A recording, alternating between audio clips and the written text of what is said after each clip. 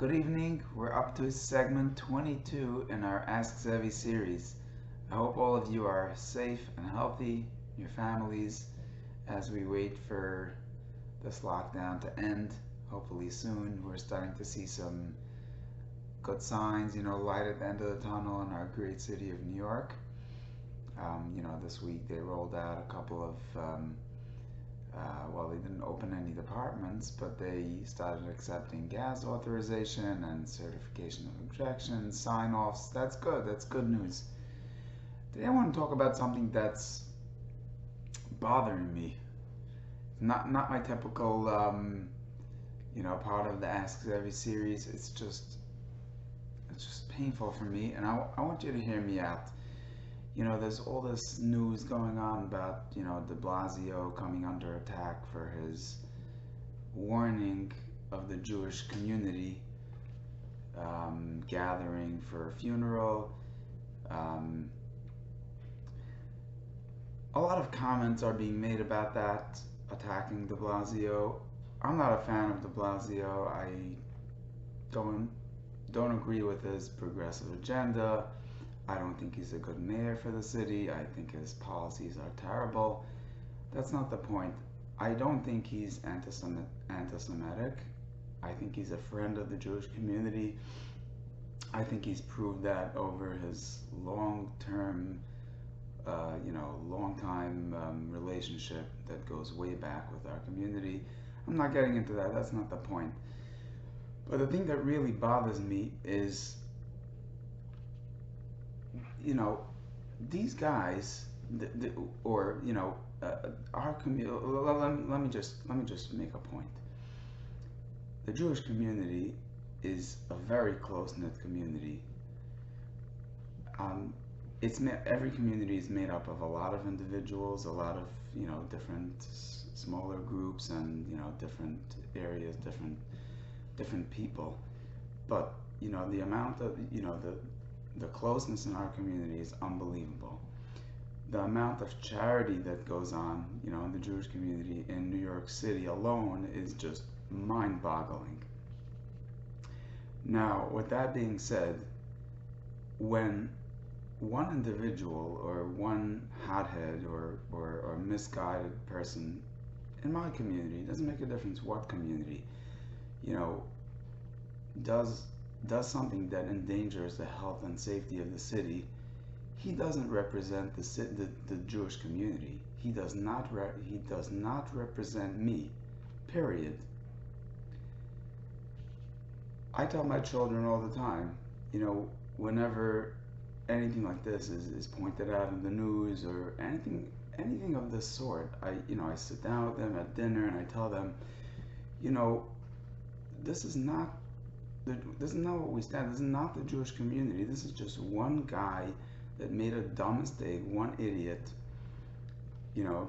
Excuse my language, but that's really what it is. And I tell them, look, we have influence. We don't behave this way. This is not how we act. And we have influence on our family, friends, neighbors, community members, business associates. People know what we stand for. This is not what we stand for. And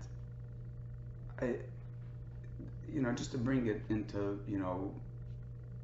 the world of expediting, because that's the space where I'm in with plumbing sign off. And people ask me all the time, oh, so you're an expediter, so that means that you know all the people up there, and you just finagle the stuff and just get this thing signed off. And I'm like, no, that's not how it works. Maybe that's how expediting used to work. And just by the way, all those guys that did that stuff are behind bars, most of them. Expediting, at least what I'm, our expertise is, it's just we've done all the mistakes. We know the obstacle course, and we just know what to do, what's going to get approved, what's going to get rejected, what's going to be a comment, and that's all there is to it. It's not rocket science. There's no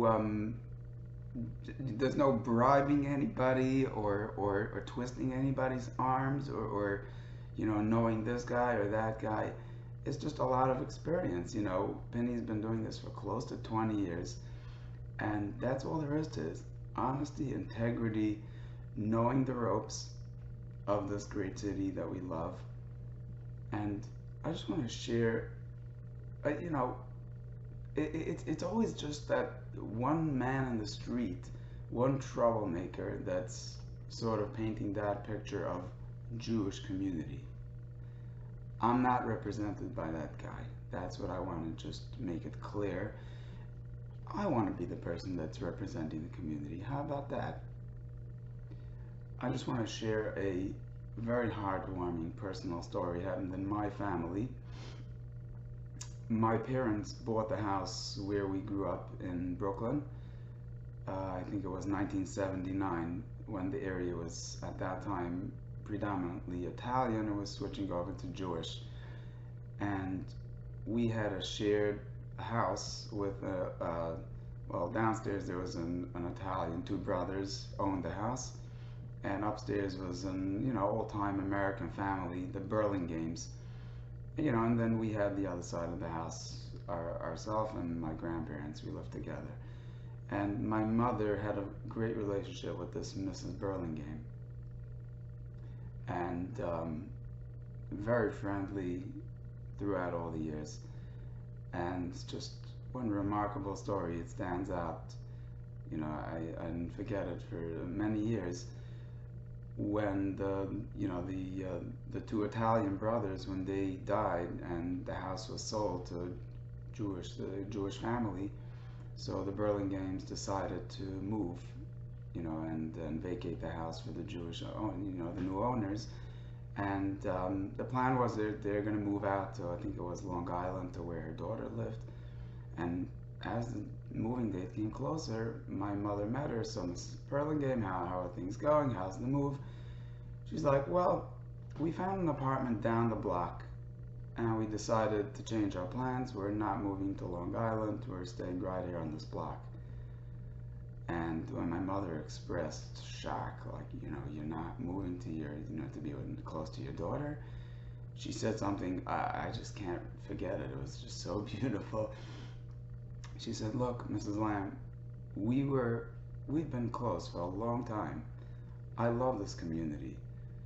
It's so nice with the young, beautiful children playing outdoors. There's no crime. I can't think of a better place to grow old, to be in as we grow older.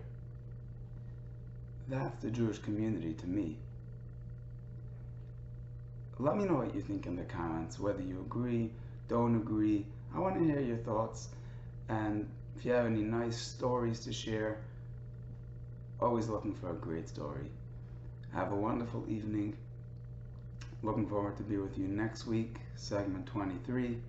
Stay safe, hang in there. We're almost out of this thing, and God willing, we will be out very shortly. Have a good night. This is Zevi at PL Consulting Group. Looking forward to be with you next week.